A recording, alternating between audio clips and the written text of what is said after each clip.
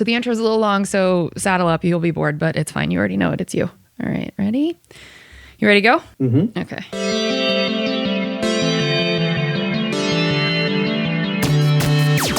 Oh, hi. You're listening to Service from Hell, a podcast featuring people that are currently in customer service positions or the lucky few that got out and all of the good, bad, and infinitely irritating things that go along with that work.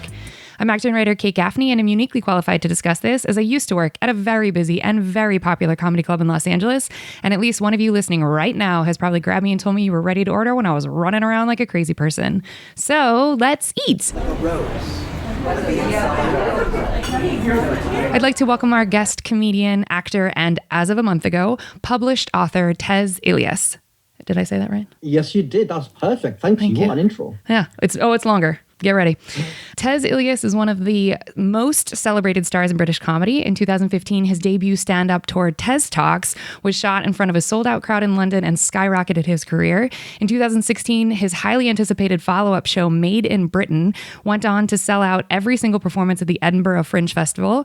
His third show, Teztify, once again delivered a spectacularly powerful, provocative, and brilliantly funny hour of topical stand-up, delivering to packed-out audiences night after night. Tez has appeared at Live at the Apollo, The Chris Ramsey Show, Man Like Mo Bean, which we are totally going to get to because I fucking love that show, Live from the Comedy Store, Kevin Hart's Live from Montreal, Roast Battle, and The Great British Bake Off, and Extra Slice, to name only a few of his credits because his bio was making me feel covered in shame, so I trimmed it way, way down. Okay, let's keep going.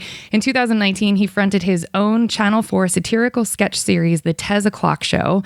You guys notice the puns on his names. He does it a lot. And now get ready to feel really lazy and dumb, all of our listeners. Here's how Tez spent his quarantine. In 2020, Tez released his first stand-up comedy special, Teztify, recorded live at the South Bank Center. And in 2021, Tez will be embarking on a new nationwide tour show, Populist, on the heels of releasing his first book, a teenage memoir entitled The Secret Diary of a British Muslim, aged 13 3/4. Y'all, that's how he spent this last year. How dumb do you feel? I better know Tez from seeing him on Man Like Mo Bean and then having mutual friends in comedy who vetted him and demanded that he be on the show. He's for sure way too famous to have said yes to this podcast, but he did. So y'all, go buy his book, watch his special. Teztify is up on YouTube and it's hilarious. You should definitely watch it. That said, now we're going to let Tez talk. See what I did there? So, Tez, tell us what got you into comedy. Why'd you leave London? Why does your accent sound a little bit Scottish? When is your US tour? Tell us everything. I mean, I want to address the Scottish one first, but my mild OCD makes me want to go in order. So, I got into comedy because I'm so funny, and I thought it is not fair to not share this gift with other people. Facts. But I was in London. I went to London. I don't live in London. I live in the north of England. What do you call upstate New York? Yeah, there you go. So I live the equivalent of like Rochester to New York City. And in England, that's a long way. Like that's for you guys, that's like, yeah, that's an afternoon drive. But for us, that's like, oh my God, the other side of the country. So I moved to London for my day job and I just needed a hobby. Like I was bored. Like it's not like the sitcoms like Friends and How I Met Your Mother, where everyone lives together and everyone goes to the same bar every single evening. My friends were scattered around the city, scattered around the world, actually, because it was my first job out of university, or what you guys would call college.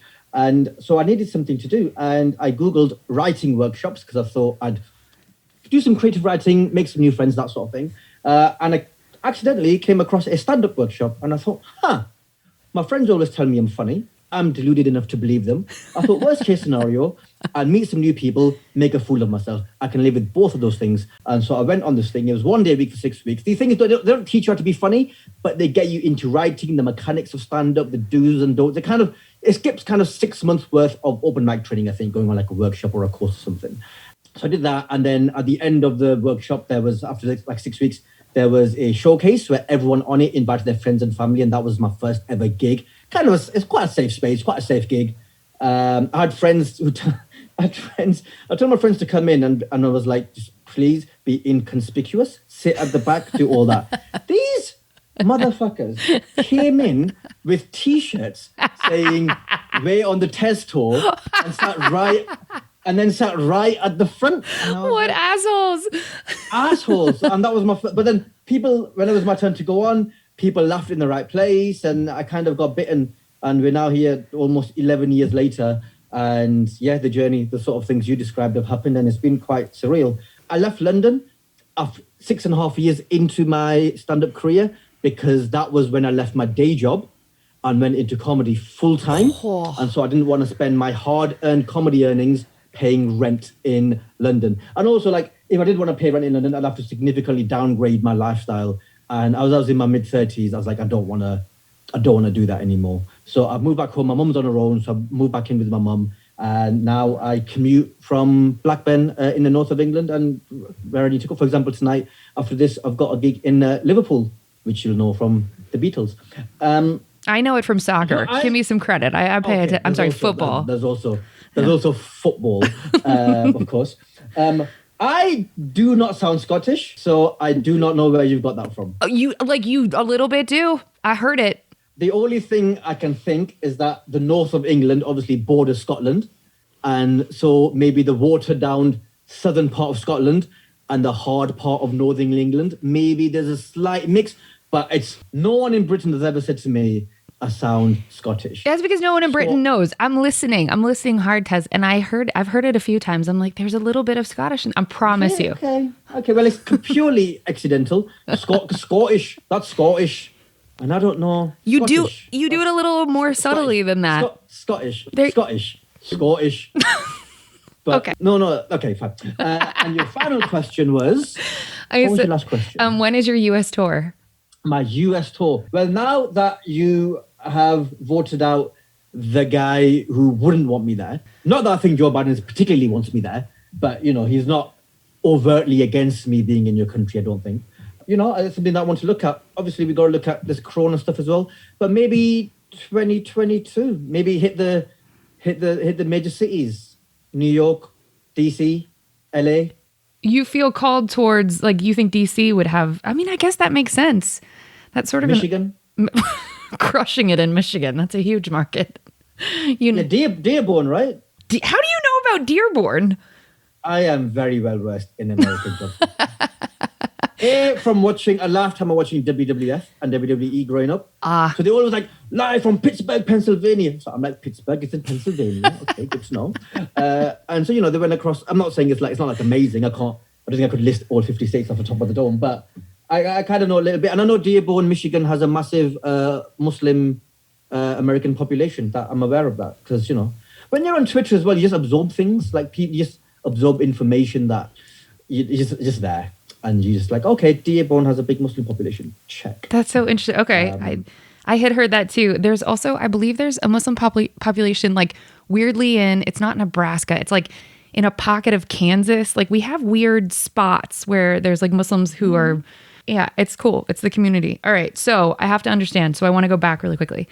Have you, so with the comedy thing, when you were I just think of a first show and it makes me want to throw up everywhere. So you do this first show, and because your friends were super, they laughed at the right places, you mentioned the word, you got bit. So were you like, oh, this forever? This is all I want to do? Kind of. I don't think I was as honest as that with myself, but I definitely knew that I wanted to carry this on as far as I can. Because I didn't know where as far as I can would be. As far as I can could have been a year down the line going, okay, well, this has been great. Now back to the day job because I've got a super good promotion and now I don't have time to do it anymore. Or it's where I am now and maybe even, have ambition to be beyond where I am. So, things have worked out. But that first show, I remember that feeling of because there's never been there's things I've been all right at in life. There are jobs that I've been okay at, but I've never been as good at anything as I am good at in stand-up comedy. Even sports. I love sports. I'm super enthusiastic about sports. But my talent does not match my enthusiasm. There's a big gap between those two things. And so I was never good. I was always the last pick in football, even in cricket, which is a sport that we play over here. And so I was never the athlete. I was never the most handsome kid in school that got all the girls. So, I was always kind of just bobbling along, doing okay, hosting. And when then stand-up hit, I was like, okay, I think this is the thing that I am best at that I've ever tried. And also I enjoy it a lot as well. And so I thought to myself, there are friends that I'm gigging with on the open mic circuit that are going to make it. And so I'm going to do everything I can in my power to see how far I can take this, because I don't want to be in a position in 10 years' time where I gave up after 2 years and then I see my friends who are maybe not as good as I am at that stage, making it. And I was like, and then talking to my friends going, that could have been me. And they're laughing at me going, yeah, right, mate, whatever. That would be crushing. So, yeah, I wouldn't be able to handle that. So wait, so what were okay, so that makes sense to me as far as like, this felt like the most natural progression, but it combines some of people's biggest fears, like standing up in front of people, being vulnerable and talking, because you talk incredibly deeply about your own personal experience. He makes it funny, y'all, watch the specials, but you get real. And so isn't there like that level of vulnerability? Did you start with that in comedy? You were like, nope, I'm unzipping my skin. Here we go. How'd you get there? No, it came later. I think it came when I started developing my first one-man show, so my first hour. Before that, it was just make people laugh. And then me and my manager sat down and we thought, what is it that I want to say in this hour? It could be an hour of jokes, and that I'm sure would be fine. Or we could use it to say something. We decided to do the latter. We thought we should, given what is happening in the world, what people's views on Muslims are, is there not a responsibility so much, but is there something that you want to use this platform for? Is there something that you want to use this hour to do? And I thought, some food for thought here. And I thought I should. I think I'm now at the stage, I think I've done 2 or 3 shows like that, but I'm now at the stage where I'm slightly moving away from that and focusing more on the just make people laugh for an hour. I think I'm going back to that route, because I think the things I want to say, they're just there they're going to be there for a long time. Like, they're not changing. And it's like, am I just going to sound like a broken record?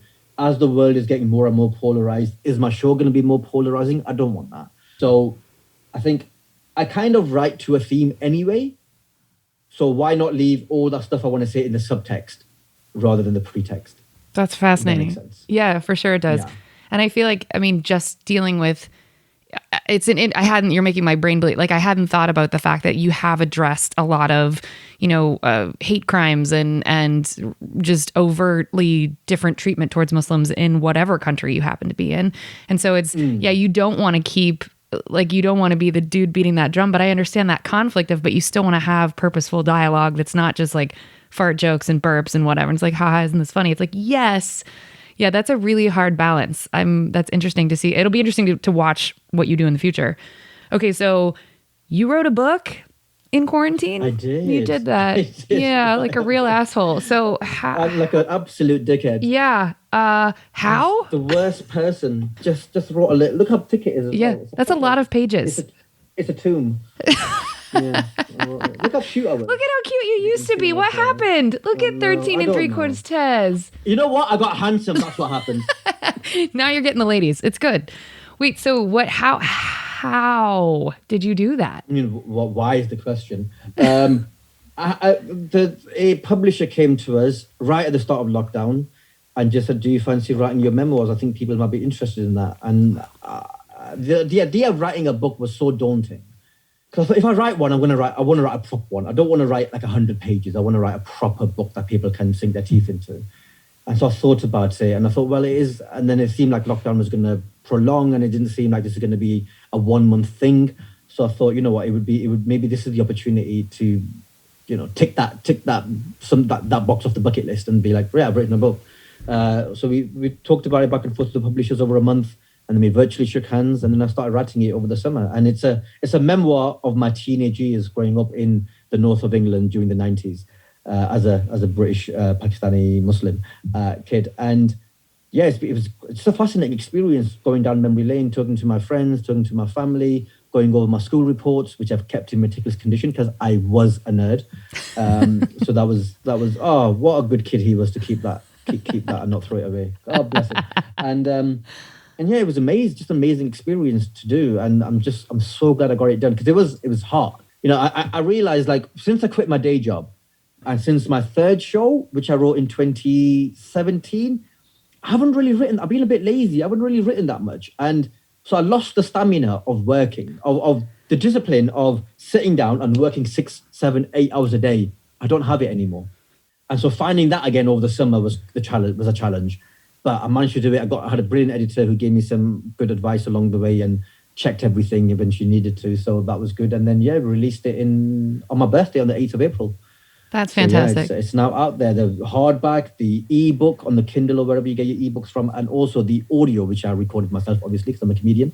And so a lot of people have been really keen on the audiobook. So if you got an Audible account, give me your credit for the month. I think that they're keen on it because of your borderline Scottish accent. They're like, what do I hear here that's a little bit different? I think it's that. That's fantastic. So how long? The most amazing compliment I had, I was doing a book event last week in Bath, which is a very beautiful city we have here. And one of the ladies who was organizing it, like behind the scenes, she'd listened to my audiobook and she sent me a message later saying, oh, it was really nice to meet you and stuff. And I could listen to you all night. Like, I just want you to wake me up every day just with your voice. And in my head, I was like, oh, hello. And then it turns out she's gay. And I was like, oh, she just likes my talent. Okay, cool. Okay. Damn it. Okay, she genuinely just likes me for my talent and is not fetishizing me. That is how awful. I know. What a missed opportunity. That's such a bummer. Oh, my God. Okay, so you spend, did it take you, because quarantine has, I mean, in the UK, you guys took it seriously because you had, some leadership that actually didn't want you to die. So did you? Well, I mean. It's questionable, but more so than ours. The bar is not high. Okay. Yeah, the bar isn't very high. No. Okay, so how long of that actual period of, well, now we're in over a year, but how long did it take you start to finish to pump out a thick tome of a book? The first draft took me 10 weeks, I would say. Fucking insane. But also, like, it is about my life. Like, I was writing about myself. So it wasn't like, I wasn't writing Game of Thrones, I wasn't, I wasn't writing 1984. I was writing about me. So that makes the subject matter was easier, just about what to write. The first draft was a piece of shit as well. And then then there's probably another couple of months worth of editing. Some of it very painful because I hate editing. I'm not very good at it. Yeah, sort of the back and forth with the editor. And my editor broke her arm at one point. She broke her arm, not because of my book, but she just but maybe coincidentally, yeah, maybe. But she broke her arm, and so she couldn't do the typing thing. So she had to get another editor in, who she had to give notes to, for what she wanted to look in the edit. And then I had to, and then my editor came back like a month. It was just that window, because we needed this book to come out in the spring. If the book was coming out later, it would have been fine. We just waited for her to get better. But we needed that window, and that window was crucial. So she had to just draft someone else in. So that was interesting as well. So we went through quite a journey together. It was good. Why did it have to come out in the spring? She wanted it to coincide with Ramadan. Oh. Which was like 5 days after my birthday. And so she was keen for it to come out then, because that is a time when people who are not Muslim might be engaged in finding out about what it is to be Muslim or what Muslims do and stuff. So she thought, she's smart. Smart yeah. She was doing her job. Yeah. Is that was the editor or your manager? Editor. Now, your manager is also female, correct? Yes, she is, yeah. And you've given her, in previous interviews, a ton of credit for the way that she's sort of helped your career. Yeah, she's amazing. How did you find her? So so Polly and her husband, Gelly, they're husband and wife partnership. And I always feel bad because I always leave him out of the praise. But Polly and Gelly, love them both. So Polly's dad opened one of the oldest comedy clubs in the UK, Up the Creek Comedy Club in Greenwich, London. So Polly's dad owned that. I think he still owns it. He owns that. And then around the late noughties, early tens, Polly and Gelly started running the open mic night. So they started programming the open mic night. And on the open mic night, they noticed some comics that they liked and some comics that had a lot of potential. And Polly worked in TV at the time. She made her way up from TV, to quite a junior producer kind of role. So she knew everyone across the TV landscape, and therefore in comedy as well. So there was one guy she particularly liked called Dane Baptiste, and they're really enamored with him, a black guy from London, and they tried to get him management because he was unrepresented, and everyone just kept knocking them back. And one of the agents replied back saying, and bear in mind this is like 2013, 14, so not that long ago. But one of the management that they emailed came back and said, "Oh, but we already have a black guy." So sure. And we're talking like 7, 8 years ago. It wasn't that long ago. So in their frustration, they decided to create their own management. Amazing. And so Dane was their first client, and I came in very early on. I think I was like second or maybe third person in. So yeah, so I'd done their night through their open mic night. So I think the first time I went there, Polly thought I was really arrogant and shit. And now she only thinks I'm arrogant. So we made some progress. No, I just think I left a very good impression with her. But one of the other guys they signed, Inel, one of the other guys they signed. Yeah, so I was third because Inel was second. He was adamant that they look at me properly because Polly was like, I've seen him, like I'm not. And I think it was the third time that they saw me, the penny dropped, and they were like, "Oh, okay, we get it now. We're on board." And then they made an approach, and I think it was 6 months, like back and forth. I eventually said yes, and that was December 2013. I signed with them, and so it was really nice for me because as my career was progressing, the management company that was growing and progressing. So it's kind of like my growth was their growth, and their growth was my growth. So we were kind of just really invested in each other. And Polly Garrity are amazing. They only take on clients that they genuinely believe in. They're not obviously they want to make money, but that they don't take on clients who will immediately make the money. They take on clients that they can nurture and who have the potential to be something. And for them, it's about the work primarily. The money is, a bonus. Oh, that's fantastic. And that's very rare that that a management company would want to grow especially a new management company would want to grow the talent, because there's a huge likelihood, especially, in the States, where as soon as your talent has grown and one of the larger alphabet agencies comes after you, you're like, deuces, thank you so much. This was great. I'm out. And then you go somewhere else. So it's lovely that they've cultivated loyalty, which is very rare. Yeah, they have. But also the United Kingdom, Great Britain is the size of one of your smaller states. That's fair. It is different over here. Just slightly. Yeah. Okay. Yeah. So United States of America is effectively Europe. Like it's massive geographically, culturally, aesthetically. You guys are from major cities to deserts to rainforests, and everything in between. So, you guys are a continent. It's a completely different landscape. So I understand why you might need your sort of medium to small agent to get to a certain level, and then you need the bigger guys to take you to places. Whereas here, the smaller to medium guys, the bespoke agencies can do that. They can swim with the big guys. But your comics are contenders in the US. I mean, you all are, you're going up against the big guys here. I mean, so I think it's pretty incredible for the size of your country that you're able to compete comedically and with programming. I mean, we steal all of your shows and then bastardize them and make a lot of money off of them. Like everybody forgets we do. But I think you guys are better at it than us now. Do you think that way? But I guess it always depends on your taste as well. American stand-up is much better at commentary than British stand-up is.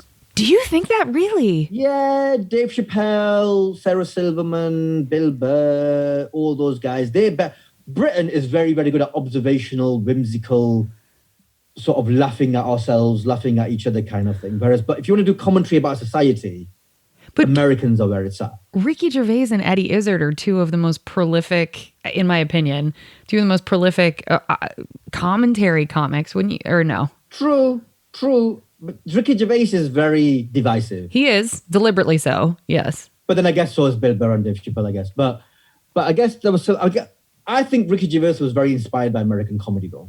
Sure. And Eddie Izzard is very, very whimsical with his comedy. Fair. It's very, very British. Whereas Ricky Gervais is there's a clear American influence on Ricky Gervais' stand-up, I think. Okay, we're going to get out of this section in a second, but I want to know who are the comics that you love the most?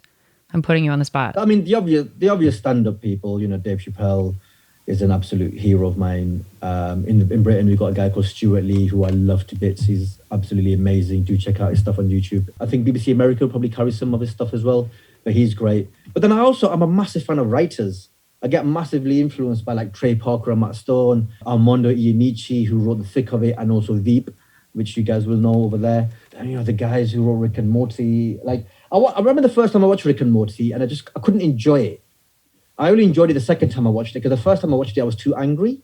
Because I was like, why? Is this so good? How is it so good? These are human beings. These are human beings have written. I'm a human being. Why can't I? Fuck off. Yeah, it's jealousy, right? I just fuck off. I couldn't even laugh. Every time I wanted to laugh, I was like, oh, piss off, mate. I wish I would have thought of that. That's awesome. This is so good. It's not even I wish I could thought of it. I just don't think I'm, what they've done, I don't think I'm capable of. When you see some, it's I guess the difference between watching a good athlete and the best athlete. There'll be people who will have played with Michael Jordan, I just play them going, oh, fuck off. Right. That's why is he like this? Why? That's completely unnecessary. What? He's ruining everything. Just come on. And I guess that's how I feel about those guys. I'm just like, oh, really, guys? Must you? Come on now. Yeah. So Okay. yeah, the second time I really enjoyed it, and it's like this is phenomenal stuff.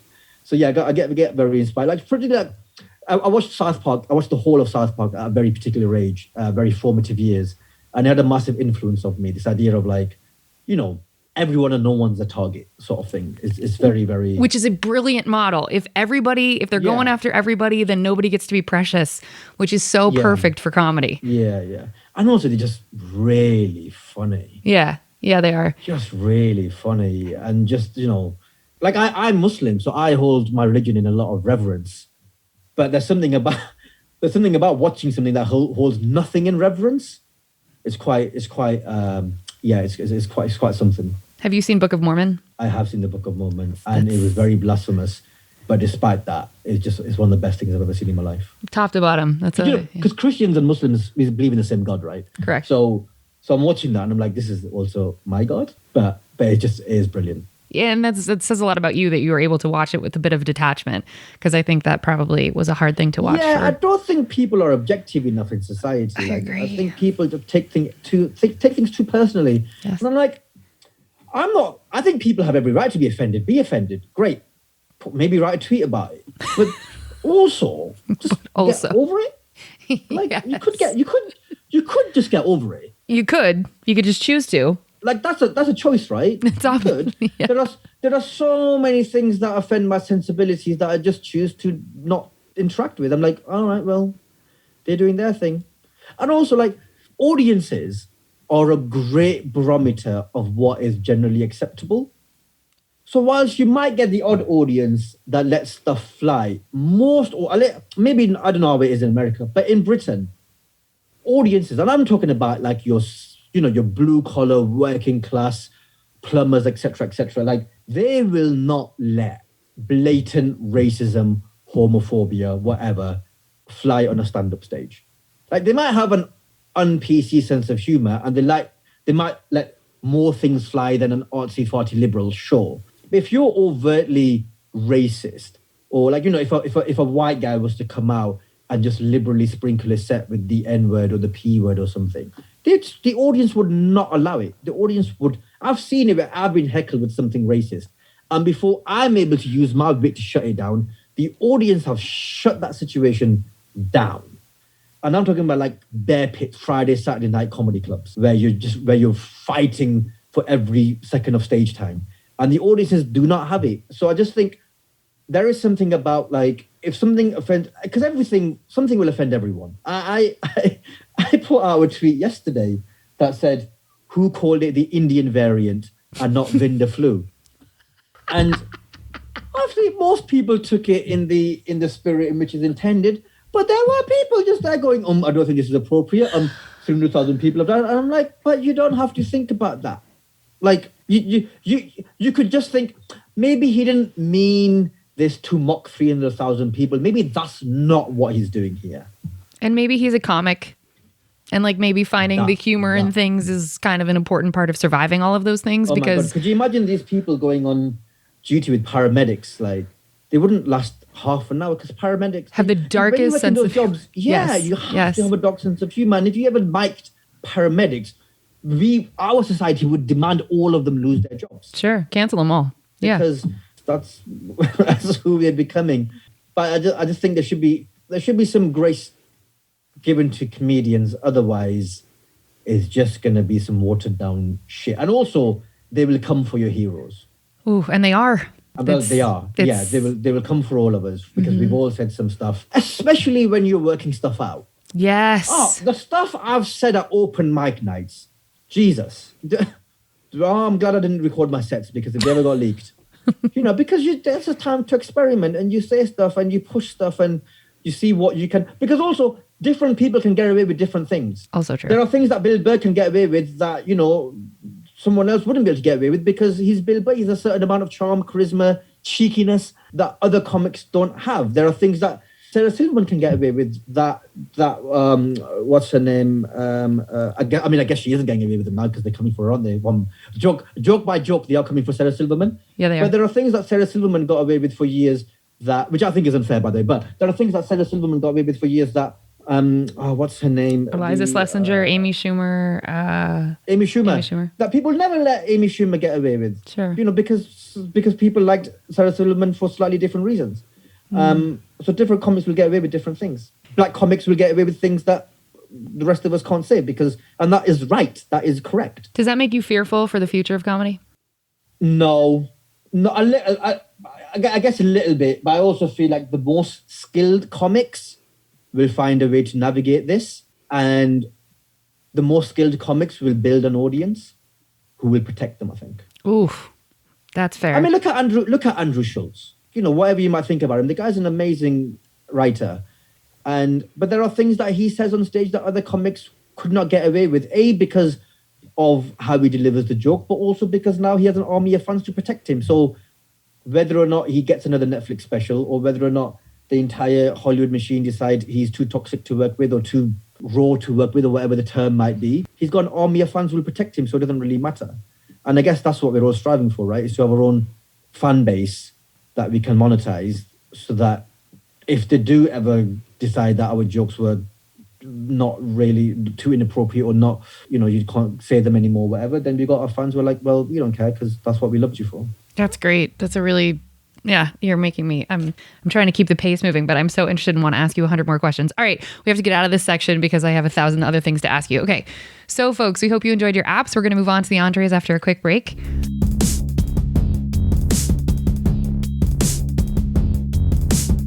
Okay, we are back, and now it is time for the entrees. Okay, Tez, this is the speed round of questions. You can throw in stories if you want, and this is where we find out what the day job was that you quit when you were moving into comedy full time, which is like the dream of any artist to be able to do their thing full time. So, but we're gonna go in order. Okay, what was your first job ever where the government was taking taxes out? Or I don't know how England works. You all probably don't have taxes. You have like Queen's fees or whatever the hell it is.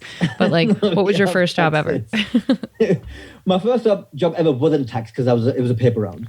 Oh, well, that's customer service though. Yeah. So, okay. Yeah, so that wasn't taxed. Okay. The first time, I think we don't tax students here. If you're in a full-time study, you don't get taxed. So it's as if they prioritize you being educated over being like financially ruined. That's weird. Yes. But it's weird hearing someone give our government any credit as well. That's making me... You want... Oh, okay. Okay. I'm like, because these policies have been... I don't know which government created them. It's not this government. I can tell you that. It's not the current government. Okay. But yeah, students generally... And actually, to be fair, it might have changed for all I know. But when I was working at that age, we didn't get taxed if you were in full-time... Up to full-time college education. So if you were working a summer job, a second job, whatever... an evening job or whatever for your studies or whatever, then you that is not taxed, as long as you fill in the tax information properly. Because sometimes you did get taxed and then you could just claim it back because you can prove that you were studying. And I want to go back to the whole host of jobs there. Okay, so but you said your first job was a paper round. Is that what you called it? Yeah, paper round, yeah. Does that mean... What do you guys call it? Paper route. Is that where you throw out newspapers? Oh. Is that what we're talking about? Yeah, so I love seeing that on American TV. Like you guys, the paper boy like throwing newspapers. No, we delivered ours door to door. Oh, you're through the letterbox. How proper. Yeah, that's just so British. We didn't have lawns to throw papers into. And even if we did, they don't get wet and then people would complain. So no, we had to go door to door posting papers. Oh, that takes 3 times as long. But again, you guys are very small, so you probably had all the time for it. Okay. So how long did you do that job? Probably 6 months. Oh, you didn't last very long. No, it was at 15, I think. Okay. At 15 years of age, 14, 15 between. So I was 14 when I started, 15 when I finished. And it's probably about 6 to 10 months, somewhere around from. So I started like in autumn, winter and finished in the summer. Why'd you quit? I went for the summer on a family trip to Pakistan to visit family. Oh. My sister was getting married. Wow. And then when I came back, I was in my senior year, my final year of school, and I didn't want the distraction of work. You were a nerd. You did tell us that. That's right. So school was important. That's right. Okay. Correct. Did you sharpen all your pencils and like get your uniform? Like was everything very... Oh my God. You did? I was, like, okay. Double underlined everything. I used different pens. I used different pens for different things. Oh, teachers loved you, I bet. Gross. Well, no, because I was also very obnoxious. Like, I loved learning, but what I loved more than learning was interrupting class. So I was that kid. Wait, were you the class clown then? Do they have superlatives for you? Yeah. That's amazing. Yeah. I got put on report, which is a thing that naughty kids get put on. Like, and it's rare that a kid gets put on. It's like with the teachers at the end of their tether, they put a kid on report. And when you're on report, it lasts for 2 weeks. And every evening, you have to take this form home to your parents. And at every lesson, a teacher has said whether you behaved or not. And then your mum signs it at the end of the day. And you do that every day for 2 weeks. And I got put on that. And it's very rare that it happens. And I got put on it 3 times in high school over the years. Jesus. Oh and I was in top sets for everything. Like, I was in the most advanced classes for everything. So, like, there was a real juxtaposition between... Like, it didn't happen. Like, people in top sets weren't put on report. It just wasn't the same. Because they were so busy learning and being nerds. And you got put on it 3 times. He's held up his fingers. Or they would shut up when they were told to shut up. Like, or they learned their lesson when... The first time they got in trouble, they'd be like, okay, yeah, if I do that, I get in trouble, right? And I was like, will I? Personal challenge. I'm going to do it 3 times. Okay. How many customer service jobs have you had? That's a good question. God. So the paper round, JGB Sports, which was a shop, and then a multitude of phone things, like on the phone customers and stuff. Ugh. So a multitude of them. And the shop at university, at college, I worked there. That was fun. So yeah, there's a load of jobs. Okay, can you ballpark a number? 10? It's a good round number. 10? Okay. Yeah. Now I would throw comedy in there too, because I think that's a version of customer service. So I would say That's 11. True, the most important one. Yeah, I would say, because you know your customers determine. Oh yeah, because I've done summer camps and I've been security. Like I've done a lot. Oh, did you have? No, look at this. I mean, this guy doing security. Come on. You're very intimidating. It's the beard. What was I securing? I have no idea. What were you securing? The local festival. That's tough. On my watch, I had the night shift, and I spent 4 of the night shift reading Lord of the Rings, because the following winter the first film was coming out, and I wanted to get ahead of it because I'd never read them before. Because the book's always better than the movie, and I was a nerd. Yeah. So I read Lord of the Rings, and on my watch, I went into one of the tents and just all night read this book, and I came out, and the supervisor was like, "Hey, have you been doing the route? Like, have you been walking around?" Like, yes. Obviously. And he's like, "Oh, cool, let's like 6 a.m. now." He's like, "Yeah, let's do one." And he's walking, we're just talking about life and things. We turn on a corner and one of the tents is burnt down. Oh my God. Like to a crisp, like burnt down. And he just looks at me like, "So, what's that?" And I just thought to myself, this man didn't come into the tent going, "Oh my God, what have you been doing? A tent's been burned down." He came in to shame you. Absolutely played me, marinated me, made me walk half my route, turn a corner and then gone, "What's this? Huh? What's happening here? What's this now?" And I was like, yeah, it was like the St. John's Ambulance, like the first aid tent. Someone had burnt it down. Oh my God. I later found out who did it. I mean, I got obviously immediately fired. Sure. But I later found out it was my regular night shift partner who was off that night had done it. Why? Because he was really annoyed at the people organising it and stuff. I mean, that's the sort of place I come from, because he was really annoyed at the people who were running the festival.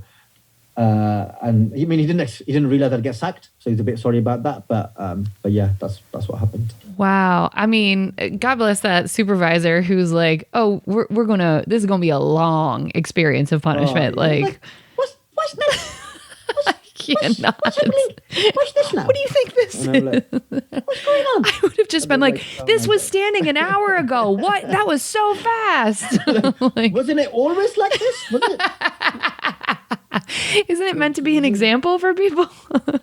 Okay. Oh my God. What was your favorite, and you can't say comedy, what's your favorite job of all of your customer service jobs? Oh, definitely the summer camps. Okay. What'd you do at summer camps?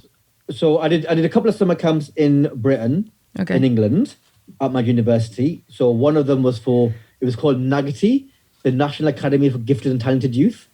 What are they doing trusting you? You're a class clown. Like, how are they? The gifted kids probably loved you. They were like, "This guy's crazy." Oh, they did. I bet. They did. They loved me. So I was very popular on those summer camps. And I think that was a big part of it, because I could get the kids to behave just because they liked me so much. Because I'd be like, come on. And they'd be like, all right.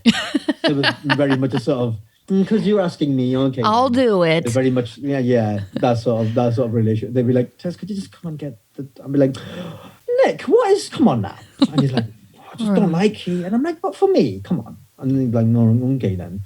So I really enjoyed those jobs. And there was one time, I didn't make a girl cry by accident, though.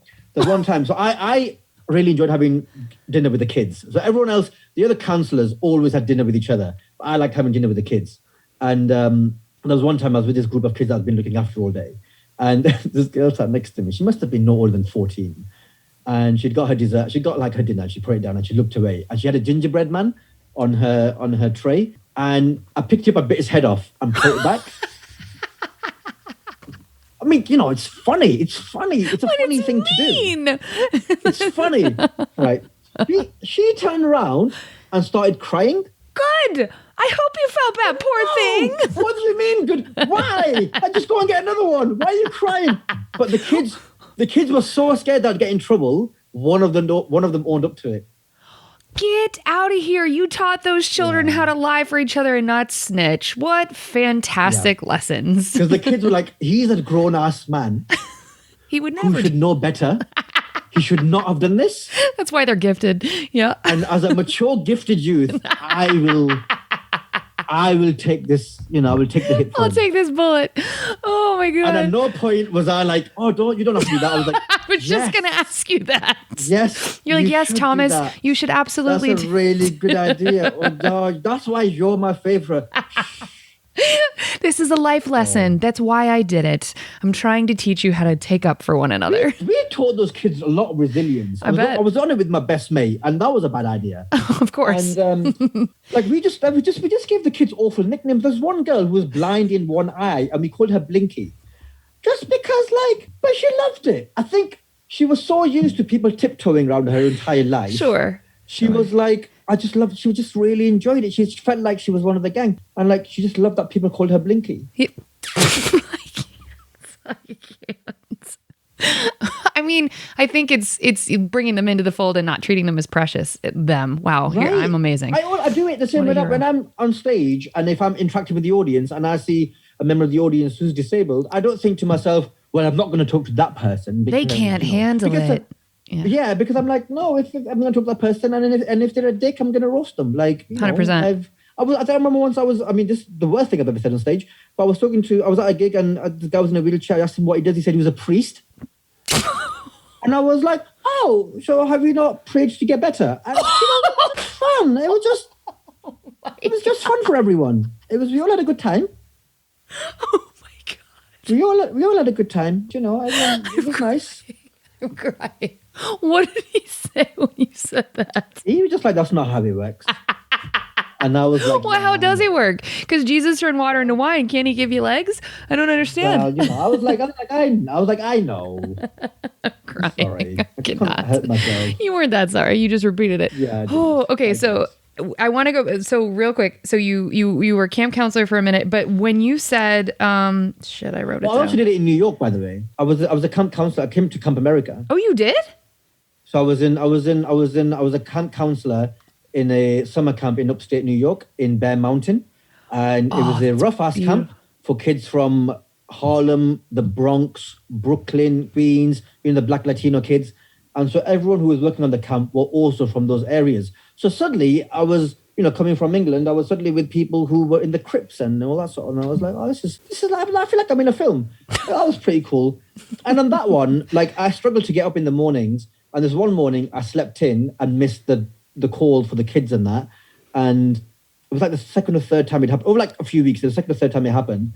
And the camp counselor, who didn't really like me much, the camp leader, the head of the camp, she wanted to fire me. And then it was a meeting with her, the camp leader, and then all of the heads of the different little bits. So the house heads and the head of the swimming or whatever. And she just said to me that she had to let me go. And I was gutted because my flight is not for another 2 weeks. So I've got what am I going to do? And then Heather, who is Scottish, who'd been on the summer camp for a couple of years, so she's very well respected. She, without any consultation with me, she said, Sandy, you should be aware that if Tez is let go, 8 counselors are prepared to walk out. Was that true? No way that was true. I don't think it was, but she just called her bluff though. And she was like, yeah, they're prepared to walk out. They just like he's too popular. And she was like, she just got put into a bind, and so got moved from my normal camp to the day camp. The kids who came in at 11 and left at 4. So I got moved. You got to sleep. So it worked out better for you. Then the title of your next book needs to be like People Take Up For Me and It Keeps Saving My Ass. Like it just, that's the next thing you have to discuss because so many people have taken up for you. Like, holy shit. I was just sitting there going, amazing. You're very smart though. You know, like you might be a class clown, but you're also I'm just going to know when to keep my mouth shut. That's a skill in and of itself. Also, there were so many things. I mean, I deserve to be sacked from that camp. Of course you did. There was a camp across the lake from us that we called Fun Camp because they had like those balloons in the water, the obstacle things in the water. That's awesome. So we called them Fun Camp.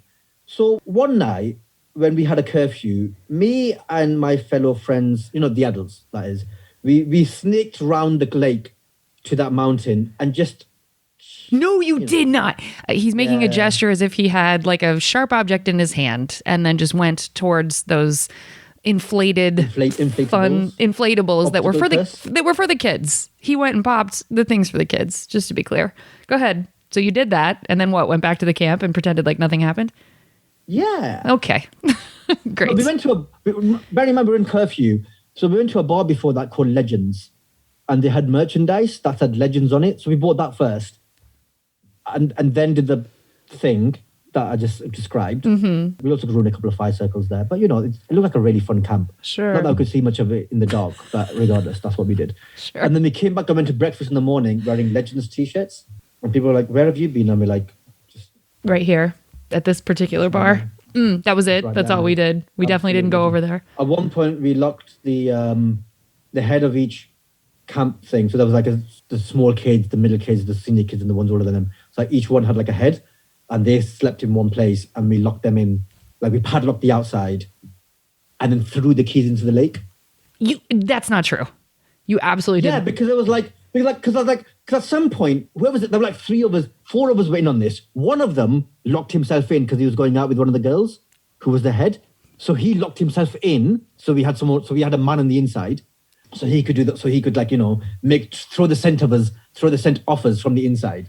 And bear in mind, it's like one big round box with like a sentence with like each person had a room, but they could all talk to each other like a prison cell. And so we locked it from the outside and then threw the keys into the lake. Because like that way you cannot prove it was us. No one can run up to it then. No one can say, "Oh, it was us." It was so. No one can say, "Oh, I've got the keys under my pillow," or whatever. It's like we're all in this now. None of us can run up to it. If you were to get bored with comedy, I just want to say like either organized crime or politics, which are kissing cousins, I feel like you would do well in both of those lanes as well because you get big picture and you have men on the inside. Like this is some organized crime shit. Yeah, it was very I mean, they ended up getting married, which is nice. Molly and Aaron. That was nice. Did you go to the wedding?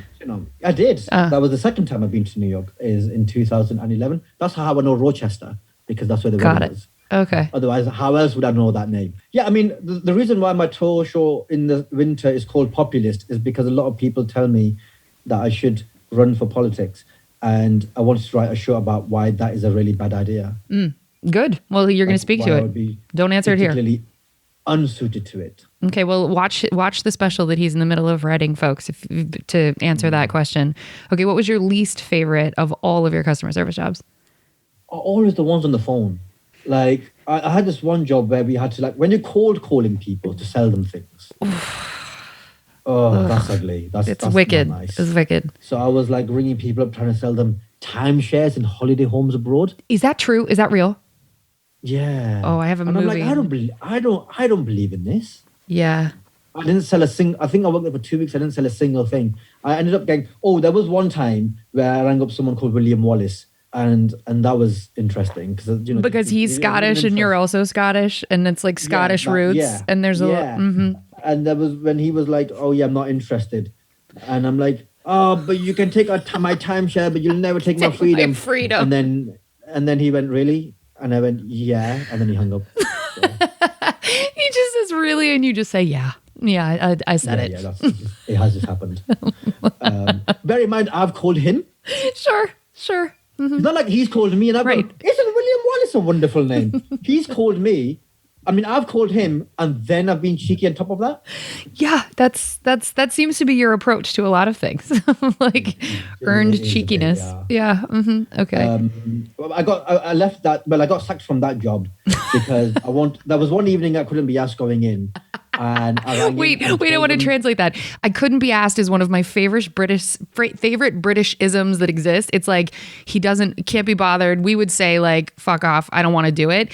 Can't be asked is such a beautiful, anyway, sorry. So you didn't want to go to work. Keep going. Sorry. Yeah. So I couldn't be asked to go to work. So I rang up and this was like 2002 ish.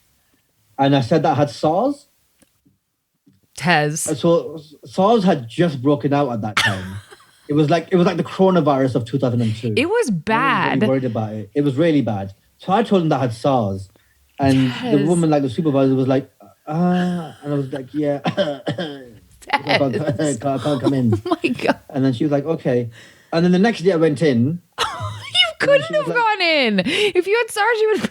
That's terrible. I mean, you don't know my immune system in my defense. And so I went in and she said, oh, I thought you had SARS. And I went, well, yeah, so did I. Oh my God. But I don't. Oh. And so she sent me home.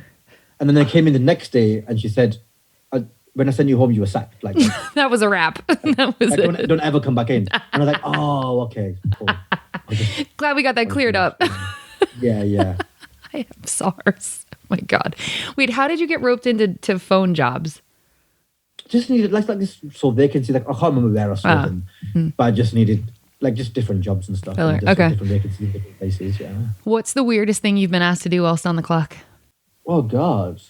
I mean, there was one time when I was doing one of the security jobs. This is separate to the one where the thing burnt down. This is in another town. Were you allowed the tent to burn down? Let's get real clear. Yeah, the thing burned down. On my watch. You know, yes. Like not on my watch. Yeah. I'm like 100% on your watch. On my watch. So there was a time when I was doing like a security job in another town. This was like the age of 18, 19. And I'm quite small now, but I was a weedy 18-year-old. What they were doing giving me a job, I don't know. But regardless, I think I just needed the numbers. Yeah. And because I was not white, maybe that made me automatically intimidating. You're very scary. Sure. You're very scary. Yeah, yes. Maybe. Mm-hmm. So I ended up being in this, the pit between the stage and the audience. Sure. I ended up going in there. And I'd never done that before. I'd never experienced it before. And so watching girls throw themselves hysterically at these people on stage that I do not respect. Wait, who was on stage? Are you able to tell us? Oh, it was like Gareth. They're like Pop Factor. So before X Factor, there was like Pop Idol. Oh, got it. All American Idol, all that sort of stuff. Yeah. But not the winners. You know what I mean? This is the runoff. So okay. Yeah, like people, and then other fairly mediocre pop groups in the UK. Okay. So it was like a decent, like for kids, it's very exciting.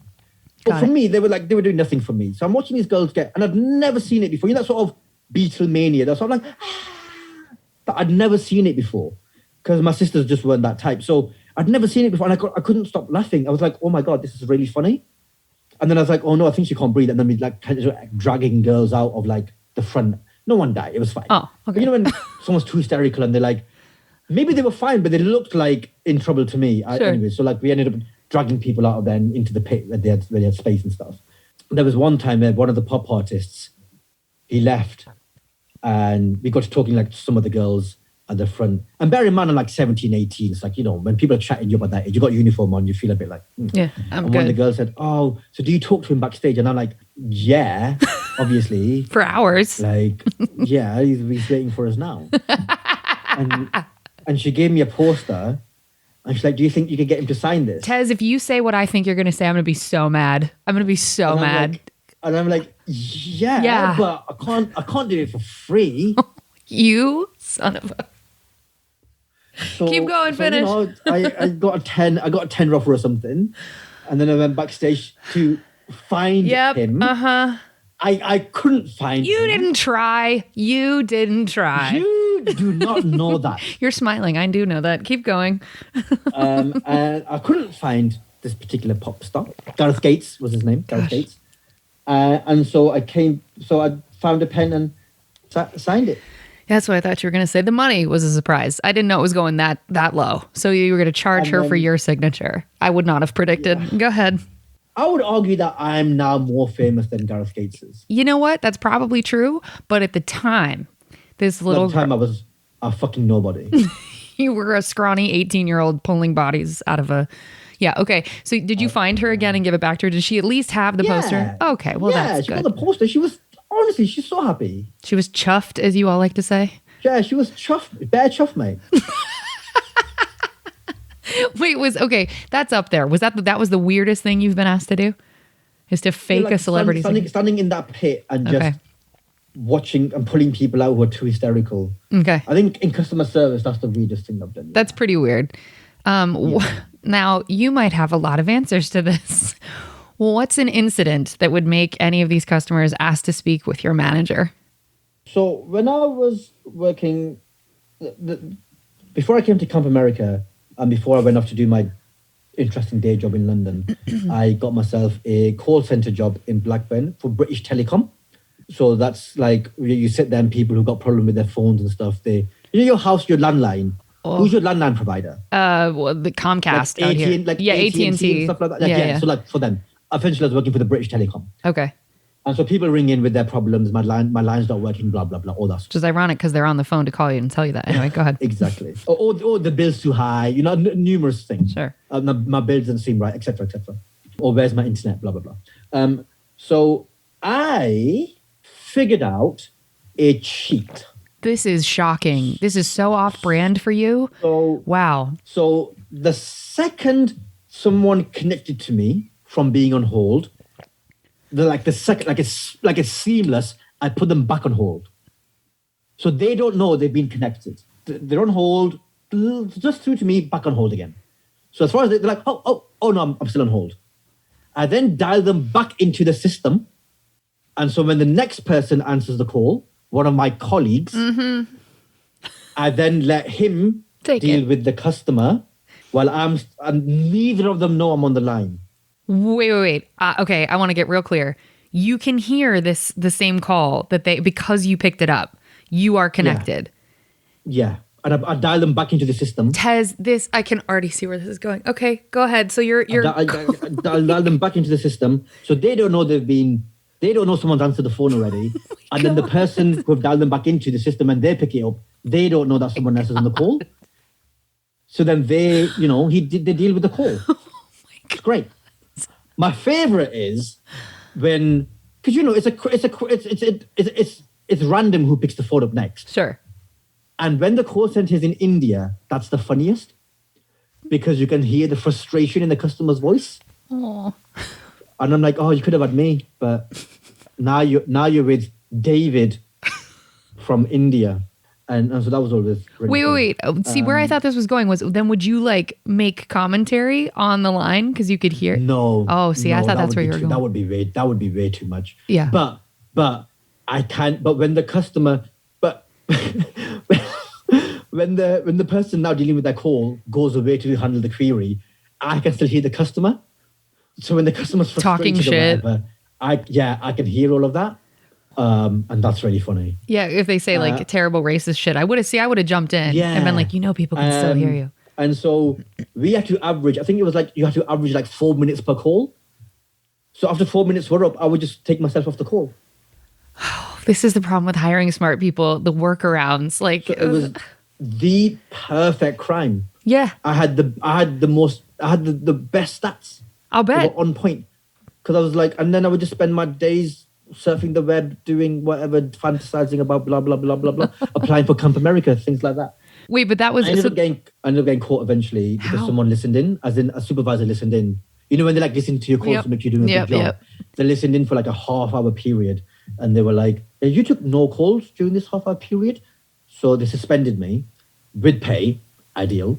Yeah, the perfect crime. It's a job you don't want to be in. Yes.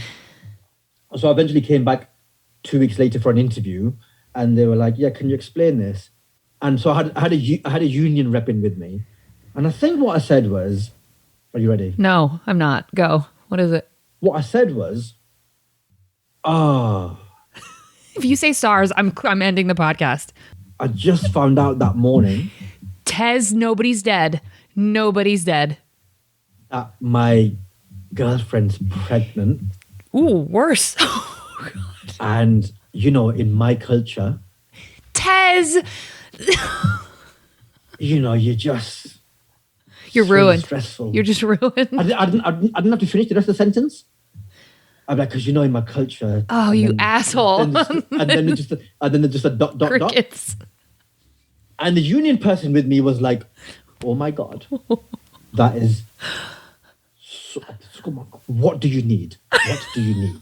You asshole. And I could see like the BT person opposite going, I do not buy this story at all, but I can't prove that you're lying. 100%. So the compromise we came to, remember I was leaving that summer to go on the summer camp anyway. So the compromise we came to was they would pay me for the next 6 weeks up until I go to the summer camp, but just don't come in anymore. Tez. And I was like, ah. I don't get to answer calls. Oh. Dang it. I'm going to miss everyone. And then, I'm so sad. And then that was that. Ooh, you get away with it a lot. I'm starting to really dislike you. Okay. So did they... I got sacked. You poor baby. With pay. With pay for 8 weeks pay. where you didn't have to work and then you got to go to camp and break toys. Yeah. Okay. So what's the last straw that when you, so maybe it wasn't as dramatic as someone's pregnant, dead, or you have SARS, but what was the last straw that got you out of customer service when you were like, okay, now comedy full time, or just a last straw where you quit a job, not where you were fired because you're getting sacked a lot? Oh, you know, like, you don't know about my day job when I was doing comedy. I had a proper career. I was a civil servant. I was working for the Home Office, like the equivalent of the Department for Homeland Affairs. Oh, wow. Like I was doing... You were corporate. You were like for real. Yeah, like one time I got stopped. The second time I went to the States, I got stopped at the airport, as my people do. What? A Muslim got stopped at the airport? It was probably random, Tez. And absolutely random. And I got called to the desk. The man was like, oh, what do you do? And I very smugly said, I work for the equivalent of Department for Homeland Affairs in counterterrorism in the UK. And he went, oh. So you put your dick on the table and you were like, and good night. I went, there you go. And he went, oh, well, okay, go ahead. Off you go. I was out. Record time. I bet. So I was doing that. I had to organize the Olympics. Like, do you remember the 2012 London Olympics? Fun, yes. Do you remember when no one got blown up? That was because of you. You're welcome. Thank you. Wow. That was me. That's amazing. Okay, so you quit and you were like, fuck, this country doesn't need to be safe. It needs to laugh. Yeah, well, I quit because I was in a job in human trafficking, anti-human, not pro. Anti-human not pro. Yeah. So anti-human trafficking policy.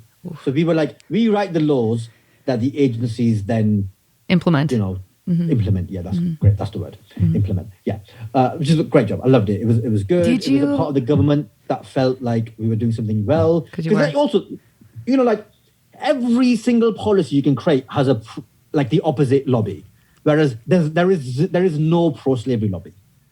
So there's no sort of like, there's only like, are we doing enough? Rather than we shouldn't be doing this. Oof, that's good to hear. And it was also because it was like so obviously black and white bad. It was one thing that the Conservatives could always be like, oh, we're stopping this so they could look human.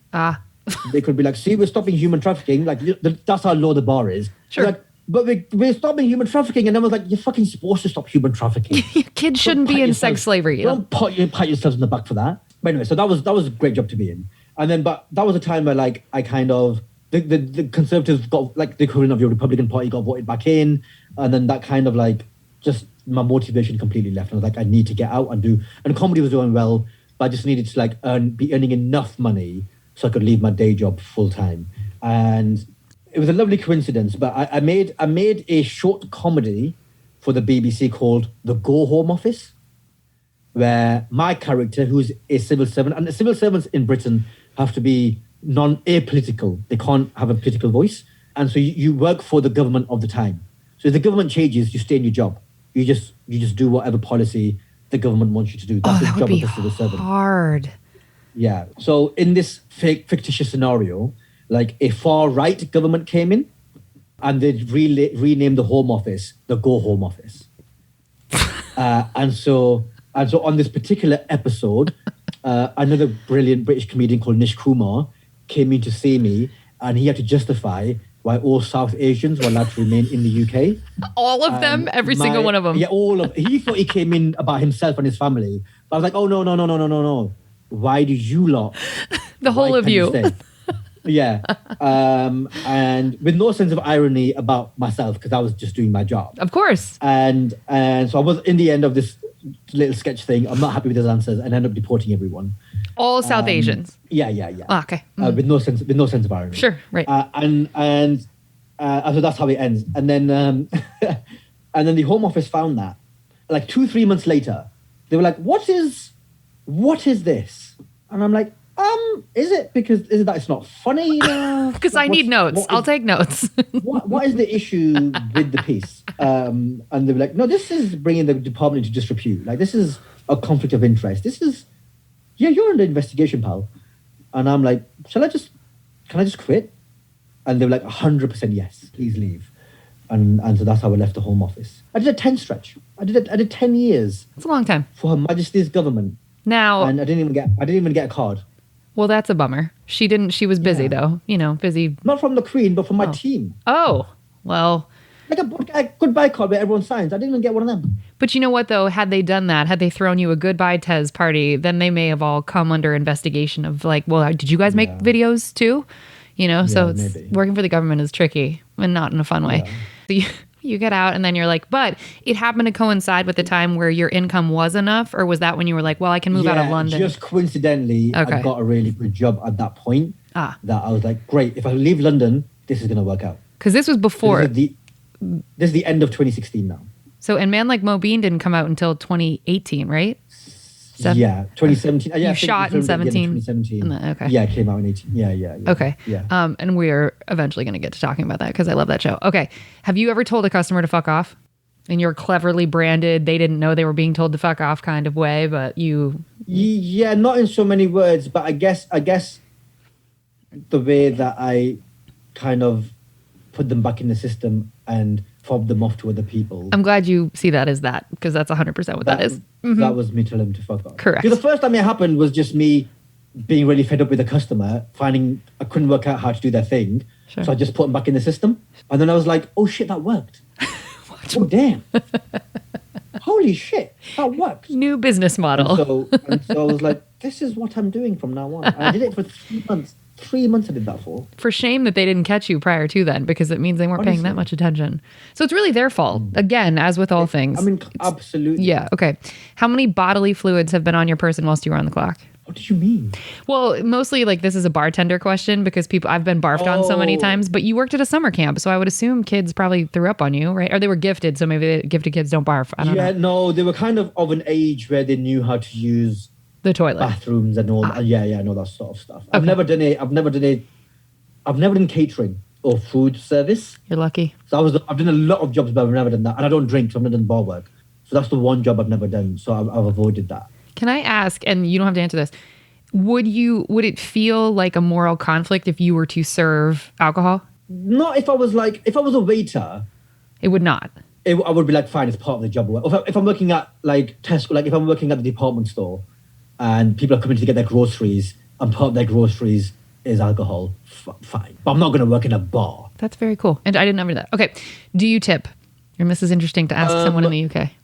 I mean, we're British, so we don't really have a tipping culture like you do in the States. But I do tip now. I don't tip everything. Like I generally don't tip cab drivers or Uber. But I tip when I'm eating, unless the service has been horrendous. And what's like an average tip for you then if you're going to tip in a food service setting? 10% down here. That seems right. 10%. Okay. The next question is, were you ever fired? Gee, Tez, I don't know. You haven't answered that. Right. Yeah. Okay. Give me an example of the worst customer you've had to interact with. Or like an archetype. If you can't think of an incident, then just like a general. When I was doing like when I was doing the phone job for BT, the British Telecom, there are just so many stupid customers. Like one guy rang in once and he was like, oh, I've been overcharged for my bill. And I was like, all right, let's have a look at it. And he's like, look, I've got a weekends plan, which means that my weekend calls are free. So why am I being charged for my weekend calls? And I'm like, fair enough, you shouldn't be. Let's have a look at this. And he's like, look here, 14th of March, why have I been charged for that call? And I was like, all right, fair enough, let's have a look at that. And then he carried on talking, he's like, yeah, and then the 22nd of March, and I was like, bro, that's a Tuesday. He's like, what? I'm like, 14th of March was a Tuesday. What? I was like, yeah, if you look on the calendar, that's a Tuesday you're complaining about. And then he gave me a few more days, and I'm like, yeah, that was a Thursday, mate. What are you looking at? Why didn't you go to the calendar first before you called us, bro? Unless he was looking at a different year or a different month or something. I don't know. But I was just like, what dickhead? Why are you wasting my time? Much like William Wallace, just wasting your time. Yeah. So people that sort of wasted your time, that would be the archetype of a worst customer. Okay. You know what's really bad now, though? I get so ironically, I get so infuriated with poor customer service. Well, because you've worked in it, though. But I was so bad. I was really bad. So this is my comeuppance. This is my karma. Yeah. I get so angry. When you receive... like, wow, who are you angry at? I'm projecting. Yeah, that's your real-time karma. That's pretty impressive. Okay, well, now we're going to move on to the good stuff. We hoped you saved room for dessert.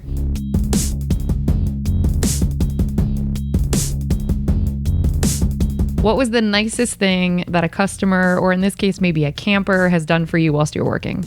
I mean, the kids were always very nice. And they'd always make me like nice cards at the end. Aww. And things like that, which is always very nice. Cards are a big thing for you. Folks, if you want to be friends with Tez, he really likes cards. Send him a card. Message. So the kids are always really nice and stuff. And they'd cover for at the time that kid covered for me. That was really nice. You mean saved your job by lying? Yeah, I would let the kids have a lot of fun, and I would let them get away with a lot. So then they reciprocally they covered for me, because they're not going to get thrown off the camp. No, they paid. A kid's not going to get thrown off the camp for eating another kid's gingerbread head. But I might get into trouble for that. Yeah, I might get into trouble for that. Sure. But, I instilled the street smarts in them, and it paid off for me. They were like my what have you seen Game of Thrones? Ish, like a couple episodes. I know it makes me a bad person. I know. Oh, you won't know that. But they were like my my street kids. They were like my urchins. My sure. My little sparrows. Sure. Just, Your crows dropping messages. Just looking out for me. How lovely. You created a gang. That's great. You learned a lot from that, Kim. Oliver Twist. That was once, I was, the nicest thing I ever did for someone. Wasn't going to ask this. At the college shop, when I was working at the university shop, we had a DVD rental section. And, some friends just never returned their DVDs, and I would wipe their fines, because they couldn't graduate if they owed money to the school. So I would wipe their fines. And some kids had like hundreds of pounds of fines, and I would wipe them clean. You are a hero, Tez. You just buck. Fucking Robin Hood over here. Yeah, get your cape, because you're bucking the system and saving your buddies. Like, you're a good you're an inside man, but I bet don't ever cross you, though. I bet you're also clever enough to ruin people. Not that you would, but you're probably able to. No, I wouldn't. No, generally, if people, I'd stiff companies, but not people. I could see that. You are Robin Hood. Truly, that is Robin Hood's whole model. Yeah. Okay. I wouldn't stiff people, but I'd stiff companies for sure. What's an example of the best customer that you could think of? Like a customer you interacted with maybe that was really grateful, or was, I know you said the kids gave you cards. That would be the nicest thing they've done. But something, or an example of an archetype of a good customer interaction, if you could carve one from stone and say, this is perfect top to bottom. When a customer rings up or comes into a shop and they know what they want, they are clear. I want these pair of shoes in a size 8. Would you mind if I tried them on? Of course not. And then the shoes are there in stock. So, everyone's doing their job. Sure. The customer's doing their job, I'm doing their job, the store's doing their job. I come out, they try the trainers on. I want these trainers. Great. Would you like some accessories with it, like polish or whatever? No, I'm okay, thank you. Not a problem. Let me put this behind the till. You carry on shopping. Great. And then they tell the manager on the way out, that guy working on that shoe department, good lad. And you're like, thank you. That's in and out. No one's getting too familiar. No one's being overly nice. Everyone's just doing their job. Do you look at people side-eyed that are too nice? When people get too familiar, I had a waiter the other day. I had a family dinner. We were eating out. And this waiter was getting too familiar and overly making jokes. And one, it's upsetting because I haven't been on stage for a year. That's upsetting. How dare he have a platform? Don't make jokes, mate. This is triggering right now. Okay, You snowflake. You got a platform. You got a platform to do this, and I don't. Get the fuck out of here. Very New York of you. Just get a bit too familiar. Like he was like if there's no conversation happening and you're a waiter and you spot that and you're like, oh, let me sprinkle a bit of my magic charisma into this situation. Fine. But if people are enjoying themselves and having a conversation, why are you interrupting with your chat? Now, was he interrupting to do bits or was he interrupting to see if you wanted more water? Bits. Oh yeah, then that's annoying. Gross. Like he'd be like, oh, what's your name? Oh, I'll give you a free whatever if you tell your brother here that he needs a haircut. The brother was bald. If your brother needs a haircut. And I'm like, what are you? Well, they're hacky bits. These aren't even good bits. Yeah. That's hacky. Hacky bits. Yeah. So I'm like, plus it was the bald guy's birthday. Aww. Like, he doesn't need that. No, don't shame him for his situation. That's. Well, did your brother roll with it? My cousins. What was your cousins? No, he didn't roll with it. He wasn't having it. Okay. Well, this is good. I was like, it's unnecessary. Why are you getting too familiar? Like, we're not your mates. Okay, so you like the balance of like just ease in, ease out. Okay, so that would be the best customer. Professional and polite. If you're charming, it's a bonus. Okay. What is the best lesson that you have personally learned from the various customer service jobs that you've had? The customer is not always right. Come on. Because sometimes the customer, A, might be a piece of shit, or B, might be a fucking idiot, or C, just might not be very nice. And it's not my fucking store. What do I care? If that guy's never going to shop at JJB Sports again, fucking I don't care. What do I care? You've got the worst selection of trainers anyway. Are you a sneakerhead? A little bit. Yeah. I was more so than I was then. Well, you have to have money to be a sneakerhead, really, if we're all being honest. Yeah, exactly. Okay. I think like once you get on, I think once you earn a set of, I think every time you climb up the money ladder, like a whole area of Instagram automatically opens up to you that you weren't aware of. Like on your discovery page, suddenly you're like, oh, kitchens. Huh. Wow, kitchens are nice. Look at this kitchen. I wasn't seeing those posts when I was poor.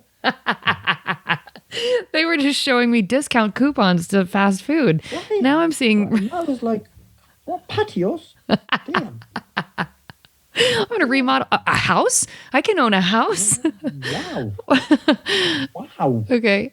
What's one piece of advice that you would give to customers who interact with customer service workers? You are always right. Des.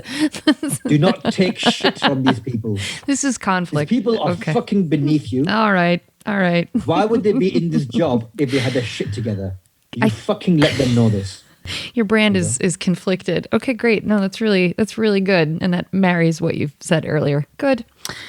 Well, how can people get in touch with you, Tez? How can they buy The Secret Diary of a British Muslim aged 13 3/4? And also, when is Man Like Mo Bean coming back? Because one of the best lines I've heard on television, and it was describing your character, I believe it was your sister, says that you are manufactured by Asians and extremely thick. And I just thought that was like the funniest, thick meaning like for American audience, dim-witted, dumb, because his character in the show is incredibly dumb and it's very funny. When are you guys coming back? Like when do people get to see it? Okay, so to answer each question at a time. Thank you. Sorry, I forgot. I should have gone slower. For all complaints on what you've heard this episode, yes, please do contact my social media manager, Kate. Yeah, right. I knew it was coming. I will block you. I will block you. Absolute delight. Don't lie now. If you want to see more from me, go to Tez Ilyas, my name, tezilyas.com/hello. And that is my link tree.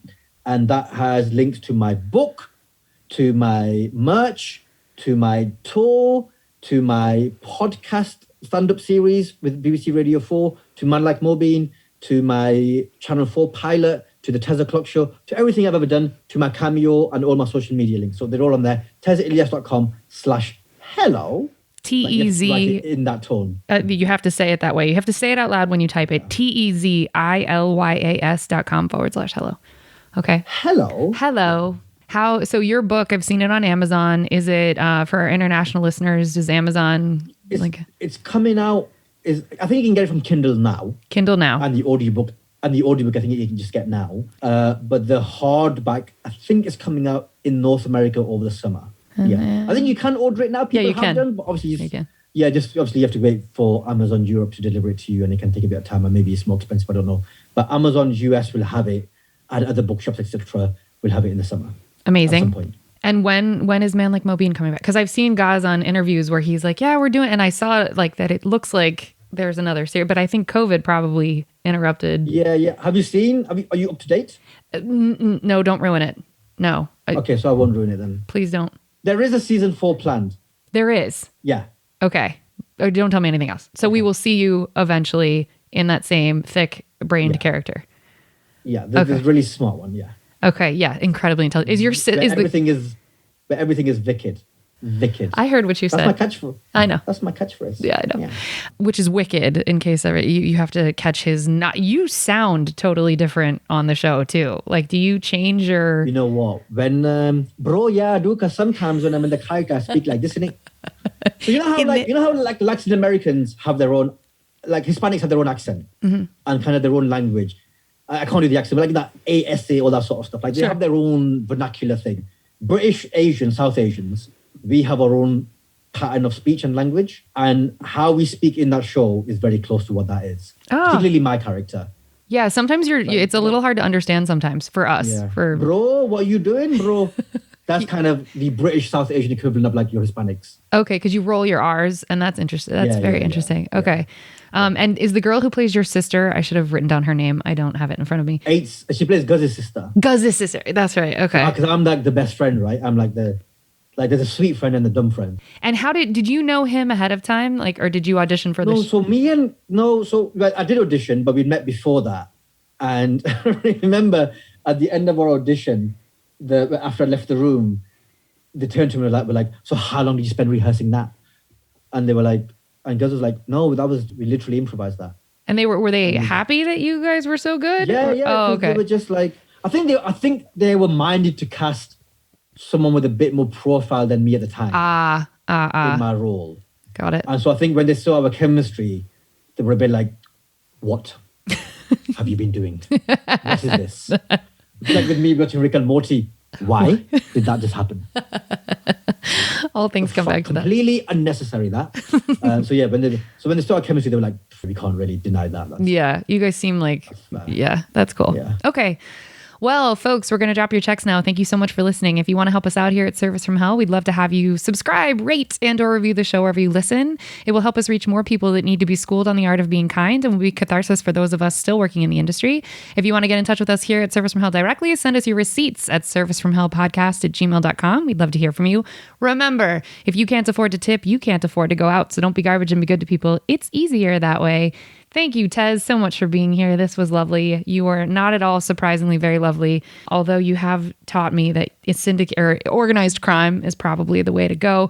But other than teaching our listeners how to be terrible, you were great. So thank you for your time. You're welcome, America. All right, folks. Thanks for listening. Good night.